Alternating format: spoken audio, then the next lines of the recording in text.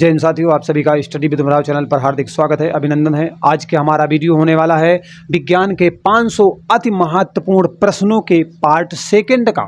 मतलब मैंने आपको बताया था कि जो 500 प्रश्न है ना, मैं 100 वीडियो करके आपको दे दूंगा। 5 वीडियो में फिनिश हो जाएगा। दूसरा पार्ट है, आगे आने वाले 3 पार्ट में 500 प्रश्न बिल्कुल सपाचट हो जाएंगे, ठीक है। और मोस्टली प्रश्न यहीं से मिलेंगे। चलो प्रश्न देखो, बाद की बातें सब बाद में होती रहेंगी। तपेदिक या टीबी, जिसे तपेदिक भी बोलते हैं और टीबी भी बोलते हैं, दोनों नाम एक ही हैं, रोकथाम के लिए किस टीके का उपयोग किया जाता है? बेटा टीबी की रोकथाम के लिए बीसीजी का टीका लगाया जाता है। राइट आंसर क्या है? बीसीजी। दाद का मुख्य कारण क्या है? मोस्टली हो जाती है लोगों को दांत खाज खुजली। बेटा कवक या फफूंद की वजह से होता है। कवक कहो या फफूंद कहो, इसकी वजह से क्या होता है? दांत खाज खुजली हो जाती है। अगला है कि अगर हम किसी ठोस का तापमान बढ़ा दें, मतलब किसी ठोस का हम तापमान क्या करते हैं? बढ़ा देते हैं, तो कणों के बीच की जो गतिज ऊर्जा है उसमें क्या परिवर्तन? यार तापमान बढ़ा दिए हो आप तो गतिज ऊर्जा तो बढ़ ही जाएगी ना। तो राइट आंसर क्या है? बढ़ जाएगी। चींटी का डंक जब मारती है तो कौन सा अम्ल छोड़ देती है हमारे अंदर? मतलब चींटी ने काट लिया तो कौन सा अम्ल हमारे शरीर में छोड़ेगी? मेथेनोइक अम्ल। या दूसरी भाषा में आपसे पूछ सकता है कि चींटी के डंक में कौन सा अम्ल पाया जाता है, तो मेथेनोइक अम्ल इज द राइट आंसर। आवर्त सारणी का पहला तत्व कौन सा है? हाइड्रोजन, जिसे आप H2 के नाम से जानते हो ना, वो हाइड्रोजन है आपका। ये बेटा आवर्त सारणी का पहला तत्व है। अगला सवाल है बेटा कि मलेरिया रोग के उपचार में किसका प्रयोग किया जाता है? तो मलेरिया रोग के उपचार में बेटा कुनैन का प्रयोग किया जाता है, और कुनैन आपकी सिनकोना से प्राप्त होती है। बहुत प्रश्न पूछा जाता है, ठीक है। अगला सवाल है हाइड्रोफोबिया रोग किसके कारण होता है? रेबीज विषाणु के कारण। कोई जंगली जानवर काट ले, कुत्ता काट ले, और उसके अंदर अगर रेबीज विषाणु है और वो आपके शरीर में पहुंच गया तो समझ लेना कि हाइड्रोफोबिया हो जाएगा, रेबीज नामक बीमारी हो जाएगी। और इसमें क्या होगा? आप पानी से डरने लगोगे और बढ़ जाएगा तो भौ भौ भी करोगे, ठीक है। तपेदिक बीमारी शरीर के किस अंग को प्रभावित करती है? तो मोस्टली फेफड़े को प्रभावित करती है। बाकी शरीर के अन्य भागों में भी टीबी होती है। ये मत सोचना कि टीबी सिर्फ एक ही जगह होती है, फेफड़ा में। विशेष करके फेफड़े को प्रभावित करती है, बाकी शरीर के अन्य अंगों में भी टीबी बहुत सारे लोगों में देखी गई है। वह न्यूनतम तापमान जिस पर किसी ईंधन को गर्म कर दें तो वो आग पकड़ लेता है, उसे बेटा क्या कहते हैं? ज्वलन ताप कहते हैं। मतलब न्यूनतम तापमान होता है और ईंधन को आप गर्म करेंगे तो वह आग पकड़ लेता है या फिर जलने लगता है। शरीर में कौन सा तत्व टूटने के बाद अधिकतम ऊर्जा प्रदान होती है, या अधिकतम ऊर्जा हमारे शरीर में वितरित होती है, एक तरीके से आप कह सकते हो? तो राइट आंसर है वसा। वसा जब टूटती है तो बहुत सारी ऊर्जा रिलीज होती है। मानव शरीर में कौन सा अंग रक्त में शर्करा की मात्रा को नियंत्रित करने का काम करता है? तो बेटा अग्नाशय करता है। आपके शरीर में जो शुगर है उसका लेवल मेंटेन करने का काम करता है, ठीक है। चलो अगले प्रश्न पर चलते हैं। अगला प्रश्न है सोडियम को किस में संग्रहित किया जाता है? ये साथ में जुड़ा हुआ है। तो सोडियम को किस में संग्रहित किया जाता है? तो सोडियम को बेटा कैरोसिन में रखा जाता है, मिट्टी के तेल में रखा जाता है। थायराइड ग्रंथि मानव शरीर में कहाँ पर होती है? तो बेटा गले में थायराइड ग्रंथि होती है। और आप सभी जानते हो घेंगा रोग, गलकंठ रोग, ये कहीं ना कहीं थायराइड की समस्या को पैदा करते हैं। अगला प्रश्न है जीवाश्म ईंधन के उदाहरण देना है आप सभी को। तो जीवाश्म ईंधन के उदाहरण में बेटा आपकी प्राकृतिक गैस भी आती है, पेट्रोलियम भी आता है, कोयला भी आता है। ये सब के सब जीवाश्म ईंधन है। बहुत समय पहले जीवों के दब जाने से इनका जन्म हुआ है। जीव में आपके पेड़ पौधे भी आते हैं, ऐसा मत सोचना कि जीवों में केवल प्राणी ही आते हैं, ठीक है। चलो अगला सवाल है कि किस कोशिकांग को कोशिका की प्रोटीन फैक्ट्री कहा जाता है? बेटा कोशिका की प्रोटीन फैक्ट्री राइबोसोम को बोला जाता है। राइट आंसर राइबोसोम है। मधुमक्खी अगर आपको काट ले, डंक मार दे, तो कौन सी चीज़ राहत देने के लिए उपयोग में लाओगे? बेकिंग सोडा का प्रयोग करोगे, काफ़ी राहत मिलने वाली है। लोहे को कठोर और मजबूत बनाने के लिए उसमें क्या मिला दिया जाता है? तो उसमें बेटा कार्बन मिला दिया जाता है, और कार्बन मिला देंगे तो लोहा और कठोर से कठोर हो जाएगा। वैसे भी कठोर होता है और कठोर हो जाएगा। ध्वनि की चाल अधिकतम किस माध्यम में होती है? बेटा ठोस में ध्वनि की चाल अधिकतम होती है। कौन सी धातु मुक्त अवस्था में पाई जाती है? तो बेटा आपको प्लेटिनम मुक्त अवस्था में मिलेगी, सोना भी मिलेगी, चांदी भी मिलेगी। ये सारी की सारी धातुएं आपकी मुक्त अवस्था में पाई जाती हैं, ठीक है। चलो अगला सवाल है, एक नाविक है अपनी नाव से आगे की दिशा में कूद गया, लेकिन हुआ क्या कि नाव बहुत तेज़ी के साथ पीछे की ओर हट जाती है। इस घटना में न्यूटन का कौन सा नियम काम करता है? तो बेटा इसमें न्यूटन का तीसरा नियम काम करता है, एक्शन का रिएक्शन वाला काम करता है। तुमने मारा ढिसम, तुमको भी चोट लगेगी, वही एक्शन का रिएक्शन। कूदा आगे की तरफ, नाव भागी पीछे की तरफ। मस्तिष्क का कौन सा हिस्सा सांस लेने को नियंत्रित करता है? तो ये मेडुला होता है जो सांस लेने को नियंत्रित करने का काम करता है। चलिए अगले सवाल पर चलते हैं। अगला सवाल है बेटा कि उच्चतम इलेक्ट्रॉन बंधुता, उच्चतम इलेक्ट्रॉन बंधुता वाला तत्व कौन सा है? तो इसका राइट आंसर है बेटा क्लोरीन, जिसका प्रतीक Cl होता है, Cl2 होता है। ठीक है। बायोगैस में लगभग कितने प्रतिशत मीथेन गैस पाई जाती है? मीथेन गैस को बेटा मार्स गैस के नाम से भी जाना जाता है, मार्स गैस के नाम से भी मीथेन गैस को जाना जाता है। लगभग 75% बायोगैस में आपको मीथेन मिलेगी। पृथ्वी की सतह पर गुरुत्वाकर्षण के कारण त्वरण का मान कितना होता है? 9.8 मीटर प्रति सेकेंड स्क्वायर होता है। ठीक है, इतना होता है, 9.8 मीटर प्रति सेकेंड स्क्वायर त्वरण का मान होता है पृथ्वी की कहाँ पर? सतह पर। अगला बेटा सवाल है 25वां कि उन धातुओं के नाम बताएं जिन्हें आप चाकू से आराम से बैठ के सब्जी जैसा काटोगे। लिथियम को भी काट लोगे, सोडियम को भी काटोगे, पोटेशियम को भी काटोगे। सोडियम केरोसिन में रखा जाता है। जेब में गलती से मत लेना, नहीं पसीना से आग पकड़ लेगा, तुम्हारा सब कुछ जल जाएगा। ठीक है। जब ब्लीचिंग पाउडर को पानी में डाला जाता है तब कौन सी गैस निकलती है? बेटा क्लोरीन गैस निकलती है जब ब्लीचिंग पाउडर को हम पानी में डाल देते हैं। किसका उपयोग सिरका तैयार करने में किया जाता है? अचार में खटाई में डालते हो ना सिरका, वही एसिटिक अम्ल इज द राइट आंसर। चलिए अगले प्रश्न पर चलते हैं। अगला प्रश्न है स्थितिज ऊर्जा और गतिज ऊर्जा के योग को किस नाम से, मतलब स्थितिज ऊर्जा और प्लस गतिज ऊर्जा दोनों मिला करके यांत्रिक ऊर्जा के नाम से जानी जाती हैं। विस्थापन के परिवर्तन की दर को बेटा वेग के नाम से जाना जाता है। विस्थापन के परिवर्तन की दर क्या कहलाती है? वेग कहलाता है। अगला बेटा प्रश्न है मानव शरीर में कार्बोहाइड्रेट, वसा, प्रोटीन का पूर्ण पाचन कहाँ पर होता है? छोटी आंत में होता है। मतलब कार्बोहाइड्रेट खाओगे वो भी छोटी आंत में पचेगा, वसा, प्रोटीन ये सब छोटी आंत में पचने वाले हैं। ऑक्सीजन की उपस्थिति में कार्बन को आपने जला दिया तो कार्बन डाइऑक्साइड गैस बन जाती है, लेकिन यह अभिक्रिया किस नाम से जानी जाती है? तो इसे दहन अभिक्रिया के नाम से जाना जाता है। मतलब आपकी ऑक्सीजन दी गई है, इसकी उपस्थिति में आपने कार्बन को जला दिया है तो कार्बन डाइऑक्साइड तैयार हो गई है। ठीक है, इस तरीके से कहने का मतलब है इसका, यहाँ पर मैंने आपको बता दिया। ओके। रक्त में प्लाज्मा लगभग कितना प्रतिशत होता है? बेटा ब्लड में जो प्लाज्मा होता है वो लगभग 55% के आसपास होता है। पानी के द्वारा ऊपर की तरफ लगाए जाने वाला बल किस नाम से जाना जाता है? तो पानी जो ऊपर की तरफ बल लगाता है उसे उत्प्लावन बल के नाम से जाना जाता है। और एक हार्स पावर में बेटा 746 वाट होते हैं। बोले भैया तुम्हारी वाली पानी की मोटर कितने हार्स पावर की है? वो कहता है भैया 1 हार्स पावर की है, कोई कहता 1.5 है, कोई कहता 2 है। ठीक, वही कह रहा। किस गैस के कारण ब्रेड अथवा केक फूल जाता है? वो कौन सी गैस है भैया? साथ ही साथ मुलायम भी हो जाता है, तो वो कार्बन डाइऑक्साइड है, जिसकी वजह से केक जो होता है ना, ब्रेड होता है, वो फूल जाता है, बढ़िया अच्छा हो जाता है, मुलायम मुलायम। रक्त किस प्रकार का ऊतक है? बेटा एक तरल संयोजी ऊतक है। बहुत प्रश्न पूछा जाता है, याद रखना। कवक की कोशिका भित्ति किसकी बनी होती है? तो कवक की कोशिका भित्ति बेटा काइटिन की बनी होती है। फटाफट मैं आपको क्विक फास्ट रिवीजन करवा रहा हूँ, इसलिए ज़्यादा अनावश्यक समय मैं बर्बाद करूँगा नहीं। ठीक है। प्रश्न है चालक में विभवांतर बनाए रखने के लिए कौन मदद करता है? तो चालक में विभवांतर को बनाए रखने के लिए बैटरी मदद करती है। पौधों में कौन से हार्मोन्स का संचार होता है? इसकी वजह से पौधे प्रकाश की ओर, जिधर से प्रकाश आ रहा होता है उधर ही की ओर झुक जाते हैं, तो उसका नाम बेटा क्या है? ऑक्सिन की वजह से ऐसा होता है। क्या होता है बेटा? Auxin is the right answer. आगे दिया गया है, हालांकि मैंने यहाँ पर लिख दिया, चिंता ना करो, आगे देखो लिखा है ऑक्सिन। ठीक है। अगला प्रश्न है बेटा कि प्रोटियम हो, ड्यूटेरियम हो, ट्राइटियम हो, किसके समस्थानिक है? तो ये सब के सब बेटा हाइड्रोजन के समस्थानिक है। Protium, deuterium, tritium. चक्री झूले पर झूलते समय व्यक्ति को बाहर की ओर धक्का क्यों महसूस होता है? गोल गोल झूले में झूल रहा है, ऐसा लगता है बाहर को फेंक दिया जा रहा है।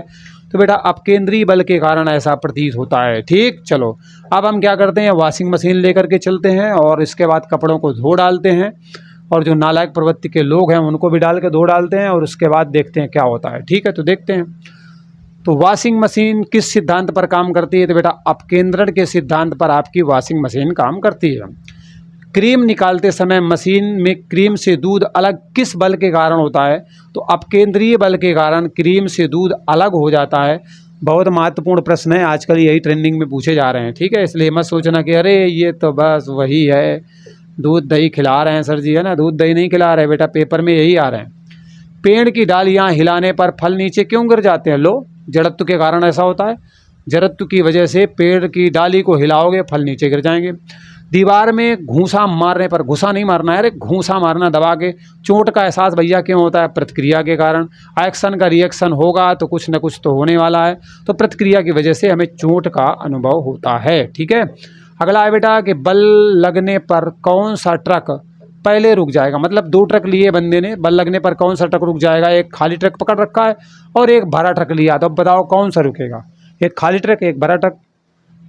और बल लगा के रोका तो कौन रुकेगा? खाली वाला पहले रुक जाएगा, क्योंकि बेटा उसका संवेग कम रहेगा, भारी वाले का संवेग ज़्यादा रहेगा, वजन की वजह से वो ज़्यादा दूर जाकर रुकेगा।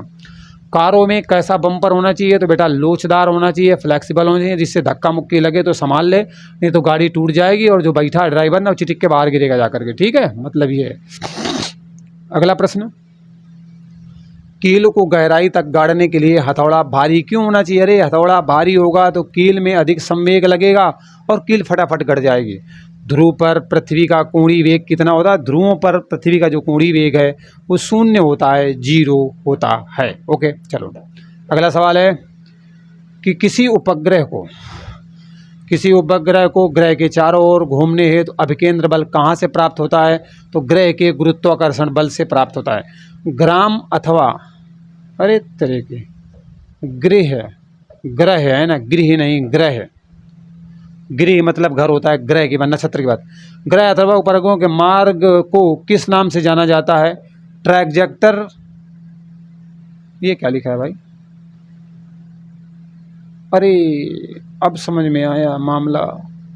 ये जो ट्रैजेक्टर है ना, उस मार्ग को बोला जाता है। थोड़ा सा छोटा करते हैं भैया, यहाँ थोड़ा मामला एक्चुअली बड़ा बड़ा का हो गया है ना, तो मामला थोड़ा तिकड़म वाला हो गया है। हाँ अब समझो, समझ में आएगा। एक्चुअली क्या होता है बेटा, जो आपके ग्रह होते हैं, ग्रह जो सूर्य के परिक्रमा कर रहे हैं, और उपग्रह बेटा क्या है, आपके ग्रहों की परिक्रमा कर रहे हैं, तो इनके मार्ग को एक्चुअली हम ट्रैजेक्टरी के नाम से जानते हैं। तो राइट आंसर क्या है? ट्रैजेक्टरी राइट आंसर है। बल आघूर्ण कैसी राशि है? तो ये बेटा एक आपकी सदिश राशि है, वो लाल काला नहीं हुआ है, ठीक है। सदिश राशि है आपकी कौन सी? बल आघूर्ण। ये प्रश्न है, ये आपका क्या है? उत्तर है, ठीक। चलो अब क्लियर हो गया होगा बेटा कि क्या था क्या नहीं था, क्लियर हो गया होगा। चलिए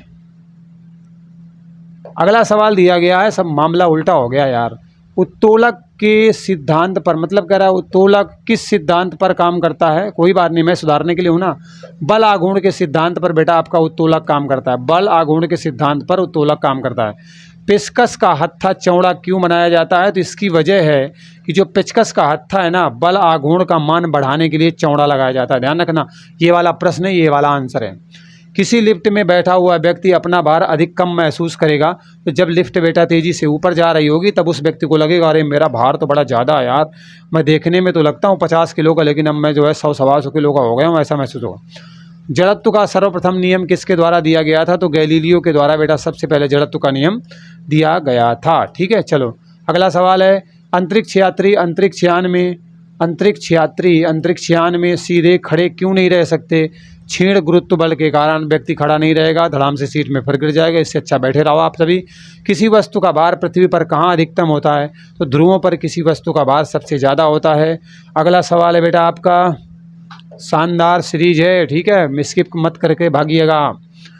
किसी वस्तु का जड़त्व किस बात पर निर्भर करता है? तो बेटा जड़त्व द्रव्यमान पर निर्भर करता है। और एक व्यक्ति दीवार को धक्का दे रहा है लेकिन दीवार को विस्थापित करने में सफल नहीं हुआ। यार एक आदमी दीवार को झेल पाएगा, मतलब क्या बात कर रहे हो? उसने कितना काम किया? कुछ काम नहीं किया, दीवार जहाँ थी वहीं है। काम की परिभाषा है कुछ ना कुछ दिखना चाहिए, जब दिखाई नहीं तो कोई काम नहीं है, इसलिए उस व्यक्ति ने कोई काम नहीं किया, ठीक। अगला सवाल है बेटा, जीवन के लिए सबसे महत्वपूर्ण शक्ति का स्रोत कौन सा है? वो आपकी सौर ऊर्जा है। सौर ऊर्जा का रूपांतरण रासायनिक ऊर्जा में कब होता है? मतलब सौर ऊर्जा आपकी रासायनिक ऊर्जा में कब चेंज होती है? तो प्रकाश संश्लेषण के दौरान ऐसा होता है। मतलब प्रकाश संश्लेषण के दौरान सौर ऊर्जा रासायनिक ऊर्जा में कन्वर्ट हो जाती है, चेंज हो जाती है। चलिए अगला प्रश्न है कि भारत की संपूर्ण ऊर्जा उत्पादन में नाभिकीय ऊर्जा का प्रतिशत कितना है? तो लगभग नाभिकीय ऊर्जा का प्रतिशत 3% है संपूर्ण ऊर्जा उत्पादन में। किलोवाट घंटा किसकी इकाई है बेटा? किलोवाट घंटा ना आपकी ऊर्जा की इकाई है। किसकी इकाई है? ऊर्जा की इकाई है किलोवाट घंटा। ओके, अगला सवाल है 1 किलोवाट घंटा में कितने वाट होते हैं? तो बेटा 1000 वाट होते हैं। ठीक है, 1 किलोवाट घंटा, अच्छा 1 किलोवाट है केवल, हाँ ओके ओके। 1 किलोवाट में बेटा आपको 1000 वाट देखने को मिलेंगे। सो राइट आंसर 1000 वाट हो जाएगा। आंसर आपको नीचे मिलेगा लेकिन आंसर ऊपर मिल चुका है। ओके, चलो आगे दिया गया है कि चलती हुई गाड़ी में बैठा हुआ व्यक्ति कौन सी ऊर्जा महसूस करेगा या उसमें कौन सी ऊर्जा होगी उस दौरान? तो बेटा गतिज ऊर्जा और स्थितिज ऊर्जा व्यक्ति के पास दोनों होगी। ऊपर उठते हुए हथौड़े में कौन सी ऊर्जा होगी? हथौड़ा ऐसे उठाया तो वहाँ पर गुरुत्वीय स्थितिज ऊर्जा होगी। वायुयान नहीं है यहाँ पर, वायु शक्ति में लिखा हुआ है, ऊपर लाते हैं तब मजा आएगी। ठीक है, यहाँ पे कह रहा है कि वायु शक्ति में ऊर्जा का कौन सा रूप विद्युत ऊर्जा में बदलता है? तो बेटा आपकी गतिज ऊर्जा विद्युत ऊर्जा में चेंज होती है। अरे वायु जो हवा चल रही होती है उसमें गतिज ऊर्जा होती है और गतिज ऊर्जा बदलती किस में है? विद्युत ऊर्जा बदलती। एक तनी हुई स्प्रिंग में कौन सी ऊर्जा होती है? तो उसमें बेटा आपको स्थितिज ऊर्जा मिलेगी। एक स्प्रिंग आपने तान के छोड़ दिया है तो उसमें आपको स्थितिज ऊर्जा मिलेगी। तान के छोड़ने का मतलब छोड़ नहीं देना है, फंसा देना है, कहीं पे तनी रहे हो। ठीक है, अगला है पवनों का देश। बेटा खूब सारी हवाएं चलती हैं तो पवनों का देश आपके डेनमार्क को बोला जाता है। राइट आंसर डेनमार्क है। भाप इंजन किस प्रकार का इंजन है? बेटा वाष्पदहन इंजन के अंतर्गत भाप इंजन आता है। भारत में जल विद्युत कुल मांग का कितना प्रतिशत उत्पादित करता है? तो जल विद्युत से कितनी ऊर्जा बिजली बनती है? लगभग 25% बनती है, ठीक ठाक बनती है। अब हम सौर ऊर्जा पर काफ़ी काम कर रहे हैं और आगे आने वाले समय में सौर ऊर्जा से बहुत सारी बिजली का उत्पादन करने वाले हैं। पवन ऊर्जा की ऊर्जा का स्रोत क्या है? तो नवीकरणीय ऊर्जा के अंदर, मतलब कह रहा है पवन ऊर्जा आपके ऊर्जा का कैसा स्रोत है, किस प्रकार के स्रोत के अंतर्गत आता है? तो बेटा आपके नवीकरणीय है, क्योंकि हवा हमेशा चलती रहनी है, आप ऊर्जा उससे बनाते रहोगे। भारत का पवन ऊर्जा द्वारा विद्युत उत्पादन करने वाले देशों में कौन सा स्थान है? तो भारत बेटा चौथे स्थान पर है। ठीक है, अगर पवन ऊर्जा के मामले में बात करें भारत कितनी सारी ऊर्जा का उत्पादन करता है तो विश्व में भारत चौथे स्थान पर है। देखो निकल गया आंसर है। ठीक है, वो मैंने आपको बता दिया पहले। द्रव चालित मशीनें किस सिद्धांत पर काम करती हैं? द्रव से चलने वाली मशीनें बेटा पास्कल के सिद्धांत पर काम करती हैं। और हाइड्रोमीटर किस सिद्धांत पर काम करता है? तो ये बेटा आपके प्लवन के सिद्धांत पर हाइड्रोमीटर काम करता है। ठीक, चलो आगे बढ़ते हैं। अगला है कि जब बैरोमीटर का पाठ्यांक है यहाँ पर पाठ्यांक, जब बैरोमीटर का पाठ्यांक एकदम नीचे गिरता है तो इसका मतलब होता है कि आंधी आने की प्रबल संभावना है। अत्यधिक ठंडी में मशीनों के पुर्जे जाम होने लगते हैं, इसकी क्या वजह होती है? स्नेहक की श्यानता बढ़ जाती है। जो आपने स्नेहक लगा रखा है चिकनाहट के लिए उसकी श्यानता बढ़ जाती है और इस वजह से क्या होता है? पुर्जे जाम होने लगते हैं मशीनों के। फवारा आ गया भाई। फवारा किस सिद्धांत पर काम करता है? तो बेटा बर्नौली के सिद्धांत पर फवारा काम करता है। बहुत प्रश्न पूछे जाते हैं। प्रतिबल और विकृति के अनुपात को आप क्या कहेंगे? तो यंग प्रत्यास्थता गुणांक के नाम से जाना जाता है। प्रतिबल और विकृति के अनुपात को यंग प्रत्यास्थता गुणांक बोला जाता है। बेटा प्रश्न है कि परम शून्य तापमान पर गैस के अणुओं की गतिज ऊर्जा का मान क्या रहता है? तो परम शून्य तापमान पर गैस के अणुओं के जो मान होता है वो बेटा शून्य रहता है, कुछ भी नहीं होता है। ठीक है, चलो अगला सवाल है कि ठोस, द्रव और गैस। प्रश्न है ठोस की बात करो या फिर द्रव की बात करो, गैस में से किस अवस्था में अणुओं के बीच आकर्षण बल सबसे ज़्यादा होगा? सबसे ज़्यादा बल जो आकर्षण बल है बेटा ठोस अवस्था में होगा, सबसे कम किस में होगा? तो गैस में होगा। मतलब गैस अवस्था में कोई पदार्थ है तो आकर्षण बल सबसे कम, ठोस अवस्था में है तो आकर्षण बल सबसे ज़्यादा होगा। अगर किसी द्रव का ताप बढ़ा दिया जाए तो उसके वाष्पन की दर क्या होगी? क्या होगी बताओ? अणुओं की गतिज ऊर्जा कम हो जाने के कारण क्या होगा? अच्छा हाँ, पूरा प्रश्न तो मैंने पढ़ा ही नहीं। प्रश्न है कि अगर किसी द्रव का तापमान घटा दिया जाता है जल्दी जल्दी की वजह से है, ओके, तो उसके वाष्पन की दर क्या होती है? क्यों घट जाती है? तो इसकी वजह से होता है गतिज ऊर्जा का मान कम हो जाता है और इस वजह से वाष्पन की दर क्या होती है? घट जाती है। ये कहना चाहता है आपको यह प्रश्न। 1 कैलोरी में जूल कितने होते हैं, तो बेटा 4.8 जूल होते हैं। क्विक फास्ट डिवीजन है, अनावश्यक समय बर्बादी नहीं करना है, ठीक है। अगला है न्यूनतम संभव तापमान कितना होता है, तो बेटा आपका 0 केल्विन होता है। -273.15 डिग्री सेल्सियस भी होता है। दोनों कुछ दिया गया हो आप टिक कर लेना, सही हो जाएगा। ठीक, चलो आगे बढ़ते हैं। ताजे पानी का हिमांक बिंदु क्या होता है? ताजे पानी का हिमांक बिंदु क्या होता है? हिमांक का मतलब होता है पानी आपका बर्फ़ बनने लगे तो वो 0 डिग्री सेल्सियस होता है। यहाँ पर बर्फ़ बनने की शुरुआत हो जाती है। तापमापी किस सिद्धांत पर काम करता है? बेटा ऊष्मीय प्रसार के सिद्धांत पर आपका तापमापी वर्क करता है, तापमापी काम करता है। केल्विन पैमाने पर जल का क्वथनांक कितना? क्वथनांक का मतलब होता है जिस पर द्रव आपका उबलने लगे, वो -373 केल्विन होता है। एक स्वस्थ मनुष्य के शरीर का तापमान बेटा लगभग 37 डिग्री सेल्सियस होता है, या फिर आपका 98.6 डिग्री फ़ारेनहाइट होता है। कहीं पर 98.4 डिग्री फ़ारेनहाइट भी मिलता है, ठीक है। चलो क्लियर हो गया, यही लिखा हुआ है यहाँ पर आपका। अगला सवाल, ओ पीछे न जाना, हाँ क्लियर हो गया। अगला सवाल है कि क्रायोजेनिक इंजन किससे संबंधित है? तो बेटा ये निम्न ताप से संबंधित है। और किसी तारे अथवा नक्षत्र का रंग किस बात पर निर्भर करता है? तो उसके पृष्ठीय तनाव पर ये निर्भर करता है, ठीक है। कह रहा है कि बर्फ अपने गलनांक पर पिघलना, बर्फ का अपने गलनांक पर पिघलना किस प्रक्रम का उदाहरण है? तो ये तो अभी आपको आंसर ही नहीं दिख रहा है, तो बात करने का कोई मतलब नहीं है। अब समझते हैं, ठीक है। तो बर्फ का अपने गलनांक पर पिघल जाना किस प्रक्रम का उदाहरण है? तो बेटा समतापी प्रकरण का ये उदाहरण है। अगर क्या फ्रिज का दरवाज़ा खोलकर अगर हम कमरे में छोड़ दें तो कमरे का तापमान कम कर सकते हैं? नहीं नहीं नहीं, कमरे का तापमान और बढ़ ही जाएगा, कम नहीं होगा। इसलिए फ्रिज से सोचो कमरे को ठंडा कर लें तो वो ठंडा होने वाला नहीं है, ठीक है। अगला प्रश्न है, सूर्य से प्रकाश की ऊर्जा पृथ्वी तक किस विधि द्वारा पहुंचती है? तो बेटा विकिरण के द्वारा सूर्य के प्रकाश की ऊर्जा पृथ्वी पर पहुंचती है। थर्मस में पेय पदार्थ को देर तक आप गर्म बनाए रख सकते हो, ठंडा बनाए रख सकते हो। आंतरिक दीवार में क्या लगाते हैं? सिल्वर की परत, चांदी की परत लगाते हैं, जिससे क्या होता है लंबे समय तक आपका पानी ठंडा और गर्म बना रहता है, क्योंकि बाहर वाला जो वायु का संपर्क है वहाँ से कट हो जाता है इसकी वजह से। अगला क्या होता है? गर्मियों के दिनों में सफ़ेद कपड़े पहनना ज़्यादा आरामदायक होता है। इसकी वजह होती है कि सफ़ेद कपड़े बेटा ऊष्मा का अधिकांश भाग परावर्तित कर देते हैं, अवशोषण बहुत कम करते हैं, जिससे गर्मी कम महसूस होती है। इसलिए सफ़ेद कपड़ा पहननी चाहिए। ऊष्मा किस प्रक्रिया के द्वारा सर्वाधिक तीव्र गति से स्थानांतरित होती है? तो ये बेटा आपके विकिरण के माध्यम से ऐसा होता है, ठीक है। विकिरण के माध्यम से ऐसा होता है, ओके। राइट आंसर क्या है? विकिरण की वजह से ऐसा होता है। ऊंचाई बढ़ने के साथ साथ जल का क्वथनांक क्यों घट जाता है? मतलब ऊंचाई जैसे जैसे बढ़ती जाएगी तो जल आपका जल्दी उबलने लगेगा। तो ऊंचाई बढ़ने के बाद क्या होता है? वायुदाब घटता है, वायुदाब घट जाएगा, क्वथनांक अपने आप भी क्या होगा? घट जाएगा।